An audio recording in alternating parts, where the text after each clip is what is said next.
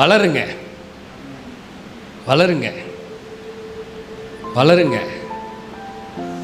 ஜெபம் பத்தாதுன்னு அர்த்தம். என்னது? ஆமாம், சிலர் ஜெபம் பண்ணுறாங்க, ஆனால் ஜெபத்தின் மூலமாக வளர்ச்சி இல்லை.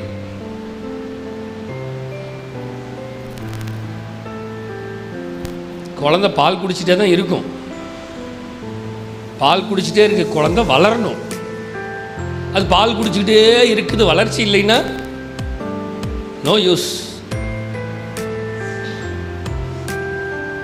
பால் குடிக்கிறது பெருசு இல்லை, பால் குடிச்சு குண்டாகி வளரணும்.